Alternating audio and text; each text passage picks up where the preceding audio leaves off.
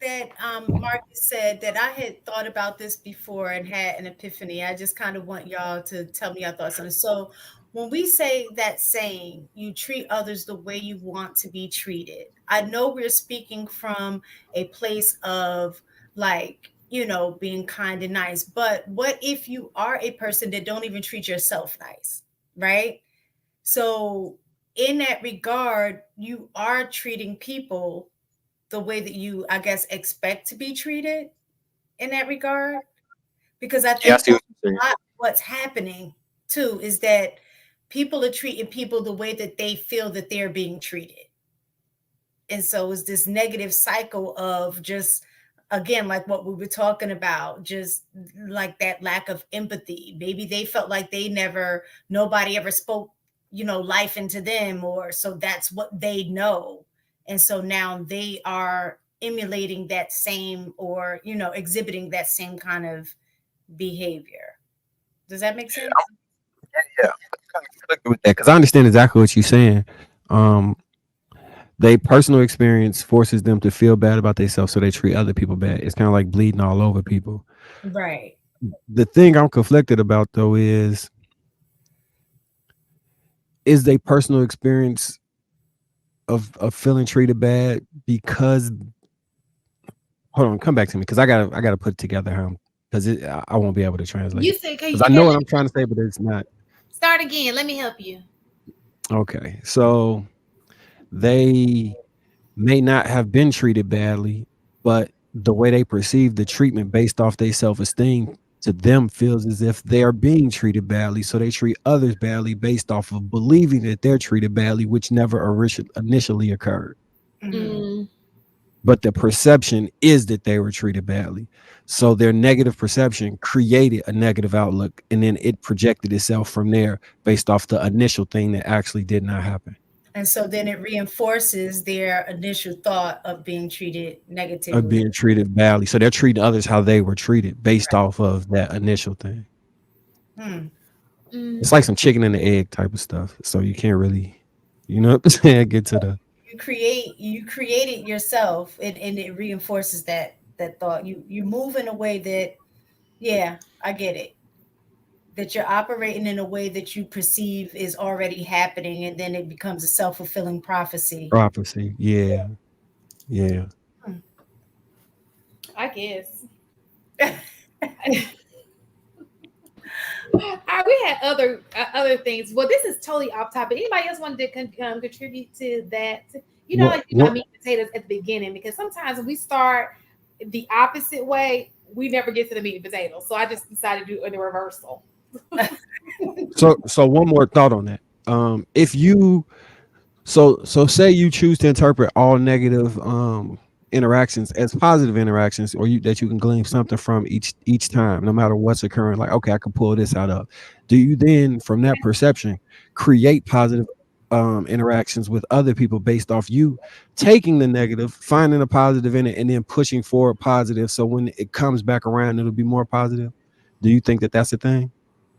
Yeah, I think I that think that it's gonna be positive for your life. I mean, for that's your soul. reciprocal energy, I believe.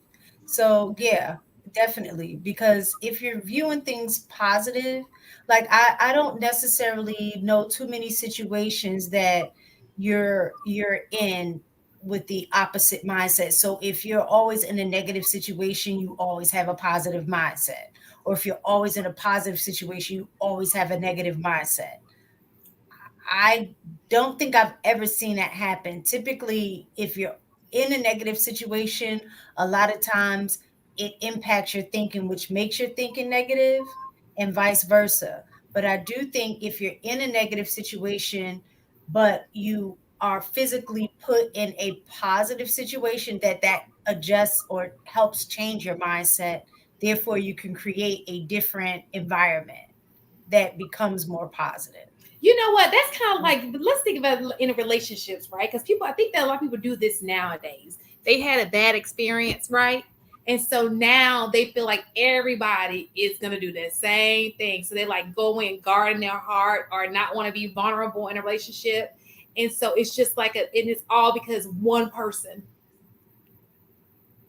did something to you. How often do we hear guys say that, like, "Oh yeah, you messed me up in high school. Now I'm about to be tricking off and just let everybody else have it." Happens all the time. Mhm. But one person, or I maybe have, two or three. I do have a question about vulnerability. For a guy, what does that look like for a guy? Like, do vulnerability for a girl look different than vulnerability for a guy? And if so, what is that nuance? What is that? What's the difference? Good question. Yeah, AP You could, no, you can start this one. No, The reason I vulnerability. a lot of nobody. times as women or as men too, we see things through our feminine lens. You guys typically see things through your masculine lens. And so when we could both have the word like vulnerability or even the word loyalty for you guys may be displayed different in your expectation for how women display loyalty versus the way women expect men to display loyalty. So I wanted to know about vulnerability because I've been hearing that lately I got in, it. in these I got one. spaces. So I just kind of wanted to know what does that look like for men? So I think for men would be putting yourself in situations where your personal health safety are at risk on behalf of your family because you're putting yourself in a position of vulnerability because something can negatively occur. I think vulnerability in women is complete submission because you're vulnerable to what can happen from there. But I also think that those two things are power. So the desire to protect and do all those things and step in front of the bullet is a powerful thing, although it's still vulnerable. And submission from a woman is one of the most powerful things she can do, but it's still vulnerable. And what about the emotional vulnerability? What does that look like for men versus women, in your opinion? In my opinion, I think it's still the same thing. Like so, you even emotionally, you intaking all that she has to try and to filter it or try and help her through it. Like you're trying to stand in the gap, like trying to be the rock for that person. So you take in the information that the negative emotion that they have without it destroying you. And then for her, I think it would be the same way, trying to provide positivity without allowing the negative that you're assuming from the other person to destroy you. Hmm. Something that I noticed in your answer. What's It that? is that it's I said what is a man's emotional vulnerability, meaning you as a man, how do you express or show vulnerability in your emotions? But your response was in relation to a woman, like really her vulnerability. You were saying you be in a stand-in for her vulnerability, but not necessarily you directly as a man. Interesting. That's interesting. I see your point. I see your point. And that's what like so that the reason I was asking that is because a lot in these spaces I'm seeing that there's more conversations around emotional intelligence and men being able to express their emotions and being vulnerable and things like that. And in those conversations, I just didn't necessarily hear what that vulnerability is for a man. And I guess, and the reason is because, like I said, I know we express things differently. So I, in my mind, would like to be on a lookout in terms of what that vulnerability looks like for a man, just so I can acknowledge it when I see it. But it seems like you guys don't necessarily know how to actually recognize that for yourselves. Well, to me, like the potential for violence is vulnerable. Like when you potentially can get injured, hurt, or killed, that's you being vulnerable because you're in a situation where something negatively can happen. Vulnerability. I say emotional vulnerability. What does that look like for a man?